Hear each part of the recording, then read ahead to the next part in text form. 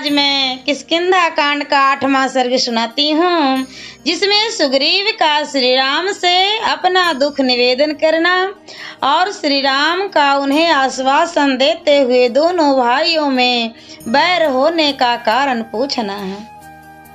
श्री रामचंद्र जी की उस बात से सुग्रीव को बड़ा संतोष हुआ। बेहर्ष से भरकर लक्ष्मण के बड़े भाई सूरवीर श्री रामचंद्र जी से इस प्रकार बोले, भगवान, इसमें संदेह नहीं कि देवताओं की मेरे ऊपर बड़ी कृपा है। मैं सर्वथा उनके अनुग्रह का पात्र हूँ, क्योंकि आप जैसे गुणवान महापुरुष मेरे सखा हो गए। प्रभु निष्पाप श्री राम, आप जैसे सहायक के सहयोग से तो देवताओं का राज्य भी अवश्य ही प्राप्त किया जा सकता है। फिर अपने खोए हुए राज्य को पाना कौन बड़ी बात है। रघुनंदन, अब मैं अपने बंधुओं और सुहृदयों के विशेष सम्मान का पात्र हो गया, क्योंकि आज रघुवंश के राजकुमार आप अग्नि को साक्षी बनाकर मुझे मित्र के रूप में प्राप्त हुए हैं। मैं भी आपके योग्य मित्र हूँ, इसका ज्ञान आपको धीरे धीरे हो जाएगा। इस समय आपके सामने मैं अपने गुणों का वर्णन करने में असमर्थ हूँ। आत्मज्ञानियों में श्रेष्ठ श्री राम, आप जैसे पुण्य आत्मा महात्माओं का प्रेम और धैर्य अधिकाधिक बढ़ता और अविचल होता है। अच्छे स्वभाव वाले मित्र अपने घर के सोने चांदी अथवा उत्तम आभूषणों को अपने अच्छे मित्रों के लिए अभी भक्त ही मानते हैं। उन मित्रों का अपने धन पर अपने ही समान अधिकार समझते हैं। अतएव मित्र धनी हो या दरिद्र, सुखी हो या दुखी, अथवा निर्दोष हो या सदोष, वह मित्र के लिए सबसे बड़ा सहायक होता है। अनघ साधु पुरुष अपने मित्र का अत्यंत उत्कृष्ट प्रेम देख आवश्यकता पड़ने पर उसके लिए धन, सुख और देश का भी परित्याग कर देते हैं। यह सुनकर लक्ष्मी से उपलक्षित श्री रामचंद्र जी ने इंद्र तुल्य तेजस्वी बुद्धिमान लक्ष्मण के सामने ही प्रिय वचन बोलने वाले सुग्रीव से कहा, सके तुम्हारी बात बिल्कुल ठीक है। तदंतर दूसरे दिन महाबली श्री राम और लक्ष्मण को खड़ा देख सुग्रीव ने वन में चारों ओर अपनी चंचल दृष्टि दौड़ाई। उस समय वनराज ने पास ही एक साल का वृक्ष देखा, जिसमें थोड़े से ही सुंदर पुष्प लगे हुए थे, परंतु उसमें पत्रों की बहुलता थी। उस वृक्ष पर मंडराते हुए भंवरे उसकी शोभा बढ़ा रहे थे। उसकी एक डाली को जिसमें अधिक पत्ते थे और जो पुष्पों से सुशोभित थी, सुग्रीव ने तोड़ डाला और उसे श्री राम के लिए बिछाकर वे स्वयं भी उनके साथ ही उस पर बैठ गए। उन दोनों को आसन पर विराजमान देख हनुमान जी ने भी साल की एक डाल तोड़ ली और उस पर विनयशील लक्ष्मण को बैठाया।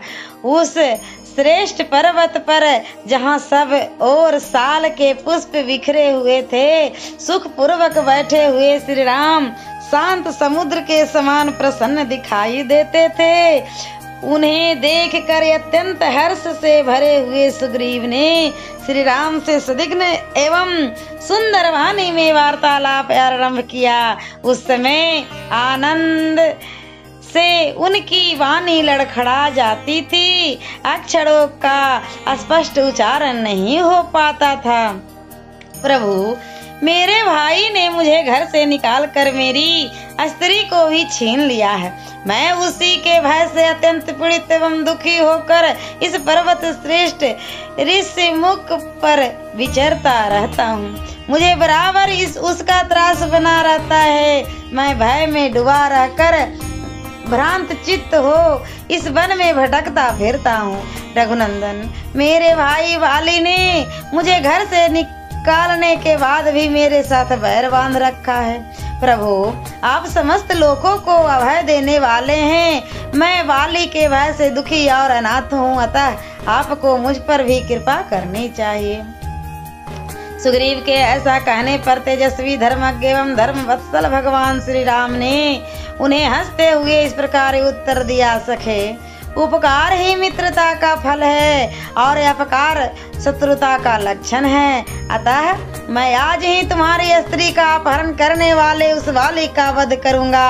महाभाग, मेरे इन बाणों का तेज प्रचंड है। सुवर्ण भूषित ये सर कार्तिकेय की उत्पत्ति के स्थानभूत सरों के वन में उत्पन्न हुए हैं। इन बाणों से तुम अपने बाली नामक शत्रु को, जो भाई होकर भी तुम्हारी बुराई कर रहा है, विदीर्ण हुए पर्वत की भांति मरकर पृथ्वी पर पड़ा देखोगे। श्री रघुनाथ जी की यह बात सुनकर वानर सेनापति सुग्रीव को अनुपम प्रसन्नता प्राप्त हुई और वे उन्हें बारंबार साधुवाद देते हुए बोले, श्री राम, मैं शोक से पीड़ित हूँ और आप शोकाकुल प्राणियों की परम गति हैं। मित्र समझकर मैं आपसे अपना दुख निवेदन करता हूँ। मैंने आपके हाथ में हाथ देकर अग्निदेव के सामने आपको अपना मित्र बनाया है, इसलिए आप मुझे अपने प्राणों से भी बढ़कर प्रिय हैं। यह बात मैं सत्य की शपथ खाकर कहता हूँ। आप मेरे मित्र हैं, इसलिए आप पर पूर्ण विश्वास करके मैं अपने भीतर का दुख, जो सदा मेरे मन को व्याकुल किए रहता है, आपको बता रहा हूँ। इतनी बात कहते कहते सुग्रीव के नेत्रों में आंसू भर आए। उनकी वाणी अश्रु गद्द हो गई, इसलिए वे उच्च स्वर में बोलने में समर्थ न हो सके। तत्पश्चात सुग्रीव ने सहसा बढ़े हुए नदी के वेग के समान उमड़े हुए आंसुओं के वेग को श्री राम के समीप धैर्य पूर्वक रोका। आंसुओं को रोककर अपने दोनों सुंदर नेत्रों को पोंछने के पश्चात तेजस्वी सुग्रीव पुनः लंबी सांस खींचकर श्री रघुनाथ जी से बोले, श्री राम, पहले की बात है, बलिष्ठ बाली ने कटु वचन सुनाकर बलपूर्वक मेरा तिरस्कार किया और अपने राज्य से नीचे उतार दिया। इतना ही नहीं, मेरी स्त्री को भी, जो मुझे प्राणों से भी अधिक प्रिय है, उनसे छीन लिया और जितने मेरे सुहृद थे उन सबको कैद में डाल दिया। रघुनंदन, इसके बाद भी वह दुरात्मा वाली मेरे विनाश के लिए यत्न करता रहता है। उसके भेजे हुए बहुत से बांदरों का मैं वध कर चुका हूँ।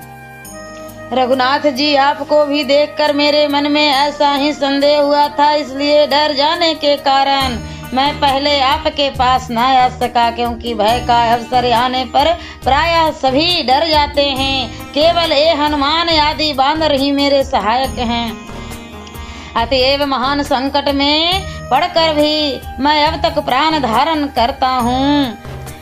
इन लोगों का मुझ पर स्नेह है, अतः ये सभी बानर सब ओर से सदा मेरी रक्षा करते हैं। जहाँ जाना होता है वहाँ साथ साथ जाते हैं और जब कहीं मैं ठहर जाता हूँ वहाँ ये नित्य मेरे साथ रहते हैं। रघुनंदन, यह मैंने संक्षेप से अपनी हालत बताई है, आपके सामने विस्तार पूर्वक कहने से क्या लाभ। बाली मेरा ज्येष्ठ भाई है, फिर भी इस समय मेरा शत्रु हो गया है। उसका पराक्रम सर्वत्र विख्यात है।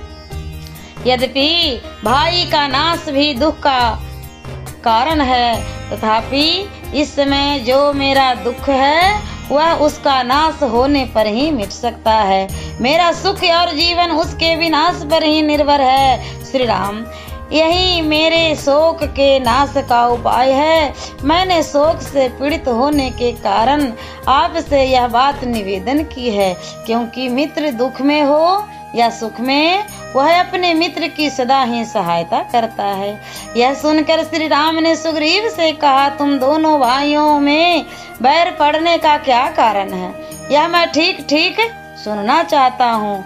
वानर राज, तुम लोगों की शत्रुता के कारण सुनकर तुम दोनों की प्रबलता और निर्बलता का निश्चय करके फिर तत्काल ही तुम्हें सुखी बनाने वाला उपाय करूंगा।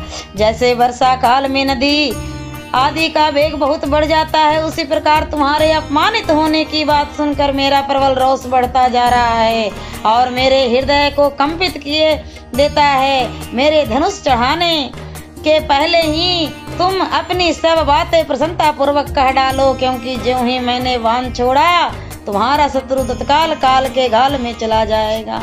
महात्मा श्री रामचंद्र जी के ऐसा कहने पर सुग्रीव को अपने चारों वानरों के साथ अपार हर्ष हुआ। तदंतर सुग्रीव के मुख पर प्रसन्नता छाई गई और उन्होंने श्री राम को बाली के साथ बैर होने का यथार्थ कारण बताना आरंभ किया। सियावरे रामचंद्र की जय। और मैं अगले वीडियो में किष्किंधा कांड का 9वां सर्ग सुनाऊंगी।